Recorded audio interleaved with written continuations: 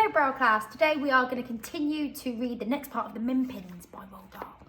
So in the last bit, Billy had met the Minpins and he'd looked through all their houses, at their different rooms, and he'd gone and seen all the birds and see that the Minpins used the birds to be able to travel.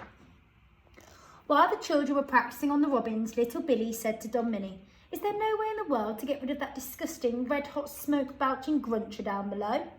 "The only time a gruncher dies," Don Minnie said, "is if he falls into the deep water.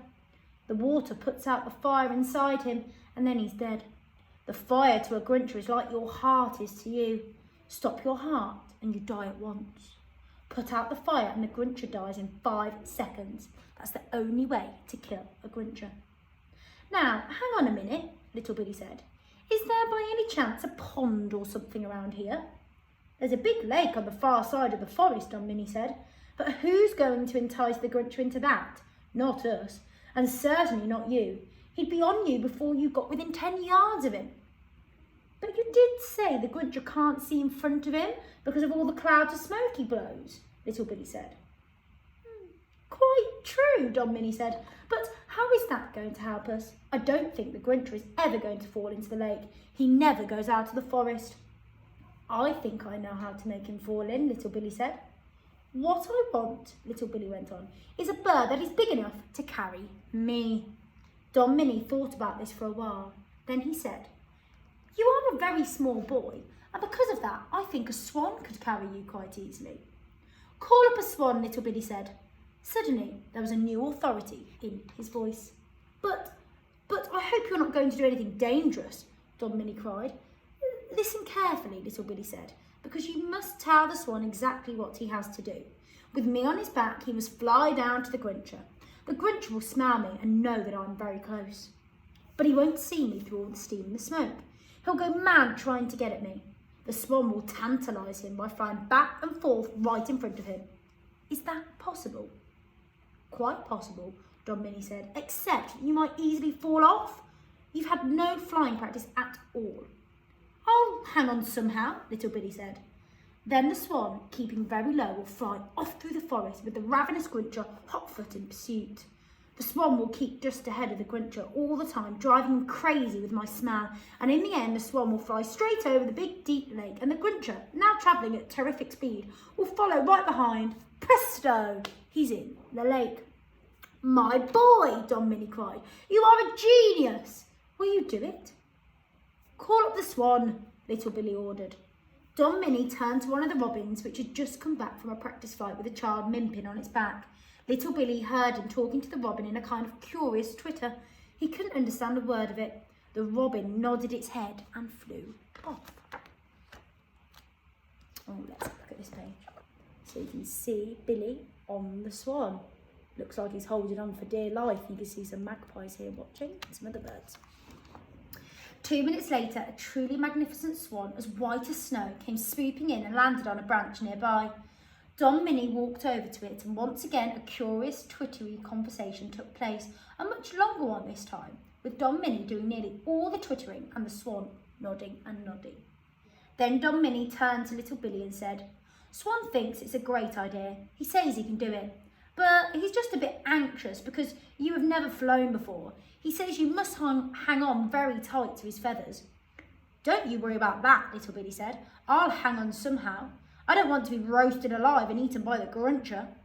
Little Billy climbed onto Swan's back. Many of the Minpins who had flown away a short while before were now returning on their birds. Their tiny sacks were bulging. That means they were really full. Remember, they've gone out on the birds to find food in the forest. They stood around on the branches, staring in wonder at the sight of this small human preparing to take off on the swan. "Goodbye, little Billy," they called out. "Good luck, good luck." And with that, the great swan spread its wings and glided gently downwards through the many branches of the big tree. And you can see here all the Minpins who are watching as Billy glides on the swan. Little Billy hung on tight. Oh, it was thrilling to be flying on the back of this great swan. It was wonderful to be up in the air and to feel the air swishing past his face. He hung on very tightly to Swan's feathers. And suddenly, there it was just below them, the huge billow of orange-red smoke and steam coming from the nostrils of the awesome gruncher. The smoke enveloped the beast completely, and yet through the smoke, as they got very close, little Billy could just make out the enormous black shadow of some hairy monster. The snorting grew louder, and as the brute got more and more excited by the nearness of the delicious little Billy smell, the smoke began coming out faster and faster. Woomph, woomph, woomph, woomph, woomph, woomph. Little Billy could feel the monster getting closer. Woomph, woomph, woomph, woomph, woomph, woomph. Swan was flying back and forth right in front of the snorting cloud of smoke, tempting and tantalising the beast and driving him mad with greed.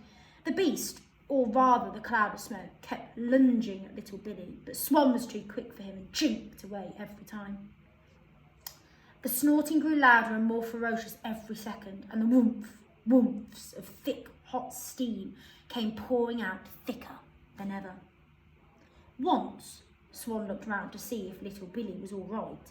Little Billy nodded and smiled, and he could swear Swan nodded and smiled back at him. At last, Swan must have decided they'd done enough teasing. The great thick orange-red cloud was leaping up and down in a frenzy of hunger and desire, and the whole forest was echoing with the snorts and growls of the awesome creatures. Swan glided round and headed in a straight line towards the edge of the forest, and of course the vast cloud of smoke came hurtling after it.